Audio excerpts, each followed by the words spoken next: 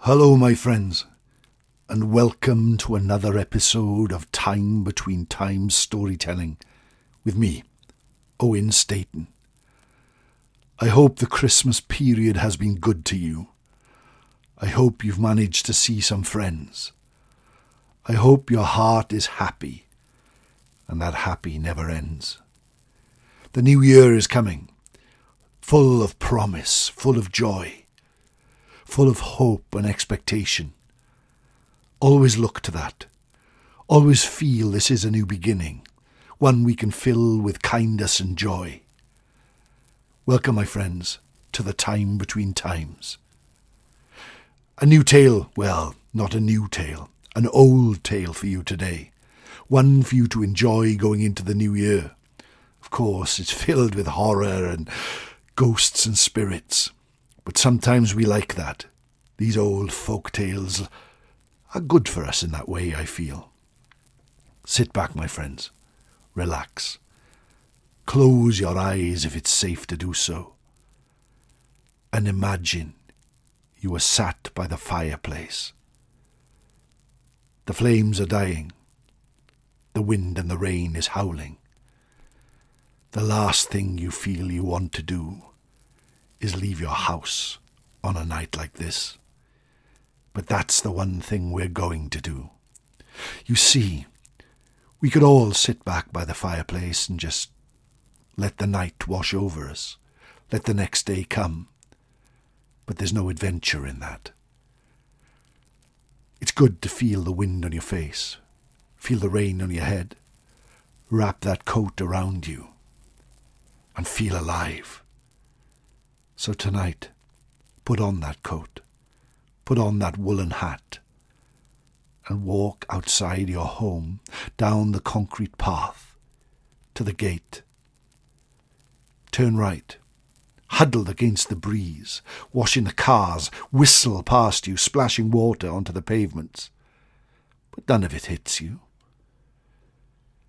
You walk down the streets, till you come to the entrance to the forest.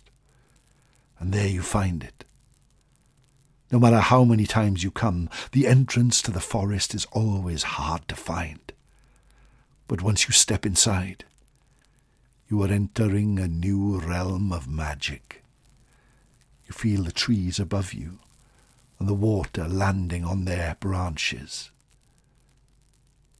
But little of it lands on you. You pass the old mossy tower. You step over the babbling brook, and there you see it, the fire pit at the heart of the forest. And there your friends have gathered. You were one of the first ones this night, and you stand there as the fire burns, warming your hands, your feet and your face, as one by one they arrive and you shake their hands or cuddle or cooch them. And know that you are all here for the same reason, and that reason is to hear a tale traditionally told. You look up, see the sun and the moon sharing the same sky, for now is the time between times, the time when it's neither night nor day, but the sun has gone and the sky is grey, the time when the veil between our world and the fairy world grows wafer thin, so thin that for a few moments, and just a few moments, you can reach into their realm, and for a few moments they can reach into ours. Now is the time that people see lights in the sky. Now is the time that people see the Tylwyth Teg. Now is the time that people see ghosts. Now is the time between times. Far away, you can hear the howl of wolves. You can hear the growl of bears. But you know you are safe here at the time between times. The storyteller stands up and takes his place. Let your imagination be washed over by a tide of tales. Long ago and far away, in the year 1170, Henry II, the King of England, was in the foulest of moods. For months he had clashed with his former friend, Thomas à Becket, the Archbishop of Canterbury. Henry had been driven to distraction by the antics of the Archbishop, who was popular with the people. And one day Henry stormed into his halls and uttered the immortal words, "Who shall rid me of this troublesome priest?" Not far from there, 4 knights were sitting. Their names were Reginald Fitznerse, Hugh de Merville, Richard Brito, and William de Tracy. Hearing that their king was feeling in a foul mood and thinking they could better it, they rode through the night to Canterbury Cathedral, and there under the moonlight, as the stars shone above, they burst into the cathedral, walked down the aisle, and there was the Archbishop, praying at the altar. He turned to speak to them, but they did not let him speak. And in the storm of swords, a murder was committed that night that is still spoken about to this day, and Thomas à Becket lay dead and bleeding on the ground. Almost as soon as they had done the deed, the 4 knights regretted it. Of course, they had done a favour to their king, but this popular man had now been slain in his own church, at his own altar, by their blades. And of course, this could only mean one thing. Each of them rode off into the night, with regrets filling their heart. In the days and weeks that followed, the king decided that he did not want to know them, so they had to flee. Then the Pope heard about their dangerous dark deed and excommunicated them. Their wealth turned to nothing. Their riches turned to rags. They rode all over the kingdom, seeking shelter wherever they could, hedge knights, sleeping under bushes. But finally, they were forgiven of sorts. The hero, well, I say hero, for he was far but that, the one we will follow today, was William de Tracy, the 4th of those knights, but the one, it said, who landed the killing blow. His blade was filled with blood. His heart was filled with regret.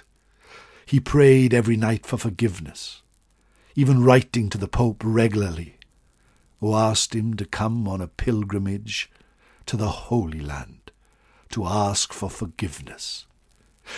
And that's where our story begins, or that's where our story ends, or that's where our story takes place, whatever you want to feel it. He was riding on a path down through the centre of Italy. The sun was blazing in the sky.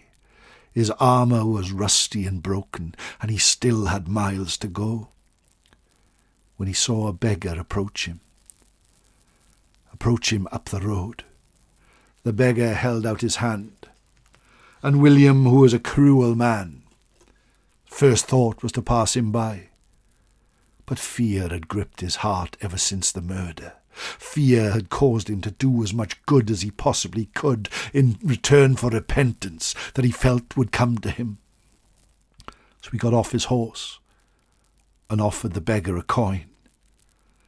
He pulled the coin from his purse and went to place it in the beggar's hand, but to his horror, the coin just fell through the beggar's hand and clanked on a stone on the floor. The beggar lifted his head and took off his hood, and William felt that his heart would burst from his chest, for there in front of him was the face of Thomas à Becket, the Archbishop who William himself had slain. William fell to his knees and started to beg, "Oh, my lord, please give me forgiveness. I only answered my king's call and have regretted it every day." The ghost turned to him. In a voice from beyond the ages it spoke. Ever the wind and rain shall be in your face. Ever the road will be long. Ever the task will be insurmountable. And rest will never find you. With that, the ghost of Thomas à Becket vanished, and William stood sobbing at the side of the road.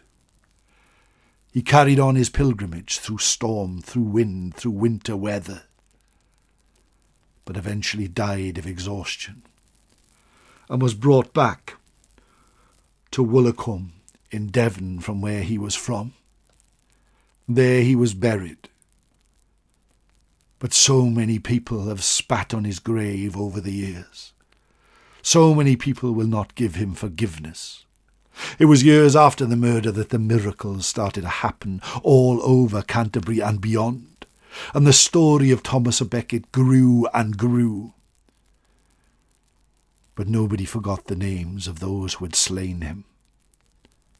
And to this day, when the day grows old and the night starts to fall in Woolacombe, William's spirit can often be seen building a rope out of sand, a mile long, wailing into the night as he does it, his rest never coming. On a few occasions, he has been known to almost complete the task, getting to the end of the rope, which is just below his old ancestral home, only to be putting the last few grains of sand to fix it, before a black dog bounds out of the night and breathes fire, burning the rope back to nothing.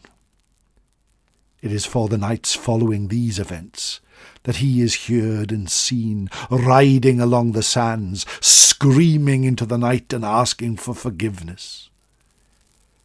He is a prolific spirit, often seen, often heard, but brings no fear to those who witness him, only those of evil heart and black deeds, who know that this is a fate that could become them all as the hours and days pass.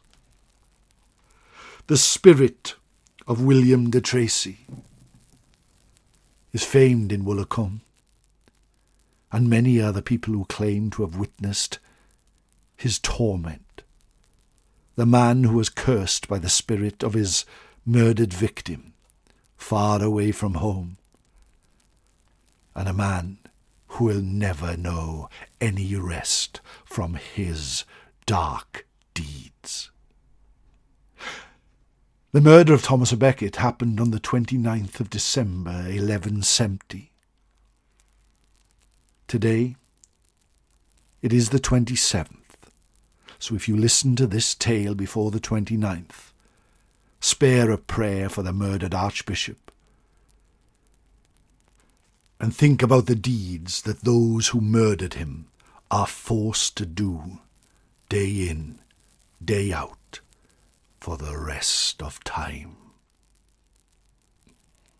And that, my friends, is the tale of William de Tracy, one of the murderers of Thomas à Becket, long ago and far away, but a tale still told by us at the time between times, the time when it's neither night nor day, but the sun has gone and the sky is grey.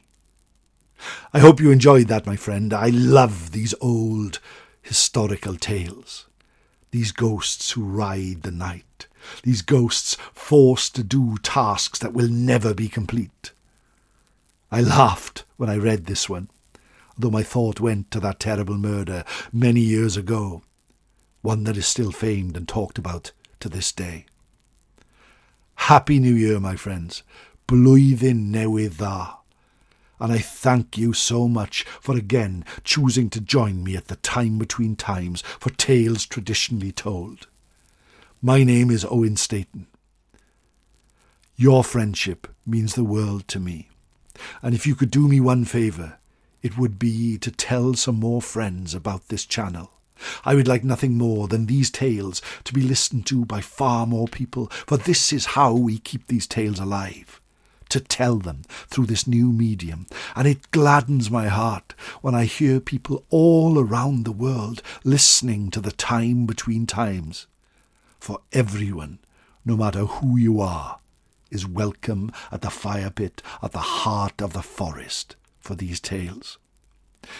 I know times are hard, but if you can support me by buying me a Ko-fi at kofi.com/Owen Staton, or better still, becoming one of my Patreons at patreon.com/Owen Staton 7, you would be most welcome. There I offer you new tales, additional tales, new videos, and many, many more things for you to enjoy. And I would love to see you there. If you can write a review and leave it wherever you listen to that podcast, that helps me greatly as well. For the algorithms act in a strange way, spreading these podcasts all over the world and letting them be seen by the eyes of those who need to listen to them. But in the meantime, come back next week for another tale traditionally told. Have a great new year. Blessings and good luck to all of you. Thank you again. Diolch yn fawr. Nos da.